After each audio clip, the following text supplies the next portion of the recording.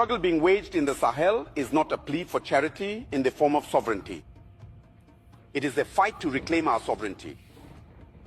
And from this perspective, my remarks revolve around two cliches that need to be clarified. Because we observe that through speeches and even the human rights issues that are raised, there are strategic plans to assassinate our leaders that are underway. And when I speak of a strategic plan to assassinate leaders, I need to be precise in my words so that everyone can understand. From the moment we talk about democracy, it is said that the AES countries must return to democracy. They must return to holding elections. What kind of democracy are we talking about?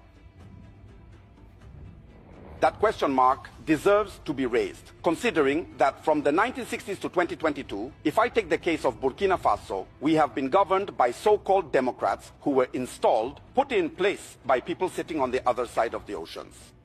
What has been the impact on the ground? Let me give a few examples. From 2022, that is from 1960 to 2022, that makes 62 years. Compared to the period from 2022 to 2026, that's 4 years. In 4 years, here is what has been accomplished. When the call was made to the Burkinabe people to face the current situation, starting in 2022, at the moment when I am speaking to you, the state has allocated 104 billion CFA francs to agricultural mechanization and inputs. And what results have we achieved? That means 104 billion, which is more. And this allowed us to reach 67,000 tons of cereals to feed the population. Isn't that defending human rights? If you have an accident right now and go to the hospital, you could die because we can't get a scan done. The cost has been reduced from 50,000 to 25,000. That's a 50% reduction during wartime. But from 1960 to 2022, this has never been done. I take, how should I put it? We have just launched the recruitment drive called Operation 1000 times 5. 1000 times 5 means that each year we will recruit 1,000 specialist doctors over 5 years. From 1960 to 2022, those who established their democracy here never did this. Let me give another example. We have just opened the hospital, the largest hospital in our country, on July 29, 2025 in how should I put it, in Bobo Dioulasso, in cooperation with China. And I tell you, Your Excellency, that in our country, since 1960, it was on July 29, 2025 in Tingango, that the first operation enabling a kidney transplant was performed in our country. When someone was sick, they had to take a plane. It was on the other side that they went to have it done. Now it is done in Burkina, in a country that is at war. Another example I would add is how should I put it, the construction of 920 CSPS from 2022 to 2026 in a country that is at war.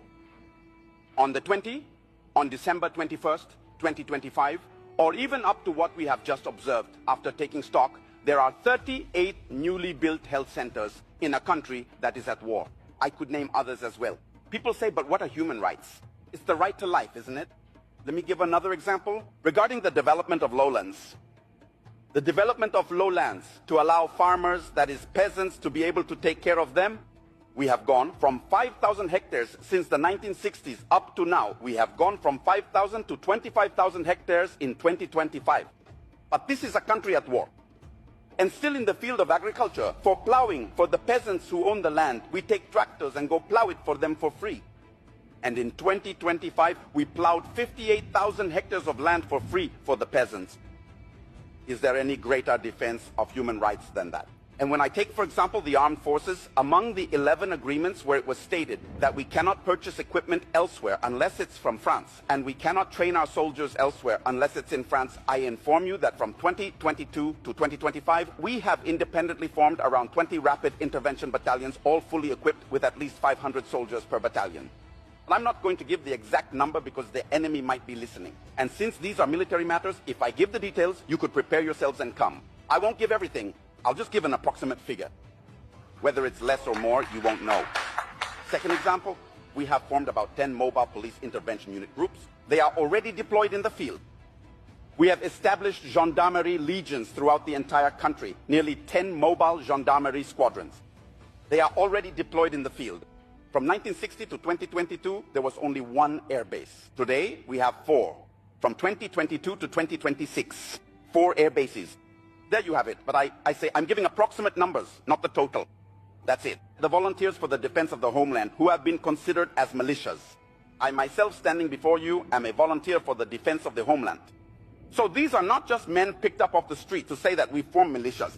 And all those who are volunteers for the defense of the homeland on the ground, as time goes on, we remove them, we integrate them directly into the army without training. Those who are not fit to join the army are placed either in entrepreneurship, whether it's agriculture, carpentry, or welding. That's what's being done in Burkina. So it's essential that we ask everyone to take off their blinders in order to better see reality. What we're saying is, yes, people say Burkina doesn't want democracy. We never said we don't want democracy. Democracy is a forced garment that people want to make us wear. We will not accept it. If our grandparents were forced to wear it, we are saying no. And we have the necessary ability to say no. And even tomorrow we will say no. Liberal democracy, whose principles are based on homosexuality, whose principles are based on marriage between 2 children, or with their mother or father, this is over. In Africa and in Burkina, there will be none of that. In our space, in the US, there will be none of that. So from this point of view, democracy has its principles. We think we can violate the Constitution, get ourselves elected 3 or 4 times, settle in, and nothing happens. We kill 3,000 people, we install whoever we want, and nothing happens. And someone comes to power by force, supported by the people, without even a drop of blood being shed, and you think that this person should go? I'm telling you that there is a murder that is being covered up. I'll give you the references.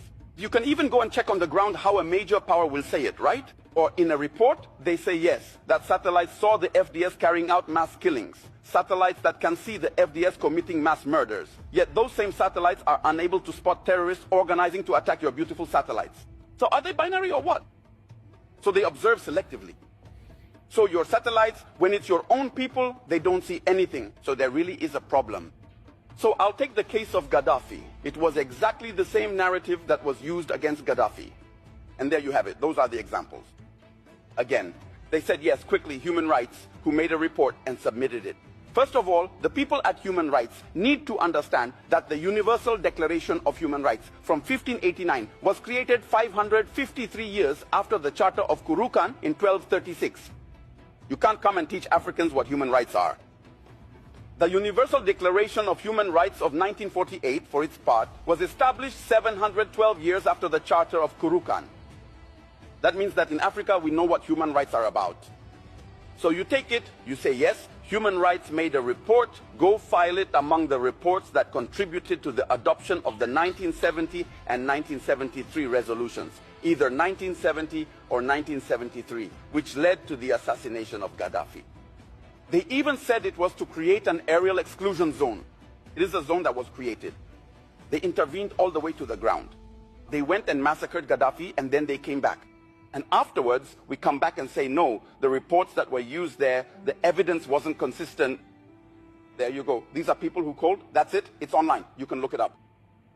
And it's on this basis that Gaddafi, in 2025, has even just been convicted for criminal conspiracy and other charges. That means that the leaders of Human Rights Watch should also be held accountable as criminals. Criminal conspiracy, that's what it means. So, finishing up these examples. I say that Burkina Faso, within the ARS, we are committed not against a people, not against a person, not against a group. But if a group stands in the way of our interests, we will defend ourselves. That needs to be clear. We are committed to reclaiming our sovereignty. Political sovereignty, for example, we will no longer have leaders imposed on us. That's one point. Economic sovereignty, for example, our resources will serve our people. Our young people who die on the shores of the oceans, who come back here, that's over. Security sovereignty, for example, saying that we have to buy everything, military equipment and so on, from France, that's over. We will buy our equipment wherever we want. And even where we are heading now, it's about figuring out how to properly train our young people so that we can manufacture them in Burkina or in Niger or in Mali. It's because you know the brands and you can map them out. We will also create tunnels and then manufacture ourselves. Are we subhumans? No, we have brains too. That's it. But now cultural sovereignty. It's about preventing the continued erosion of our identity. We are engaged in the struggle to reclaim our identity. And when I said it's a conquest, it's not just any conquest in this world. We are ready. We who are here. If it means losing our lives for this, we are ready.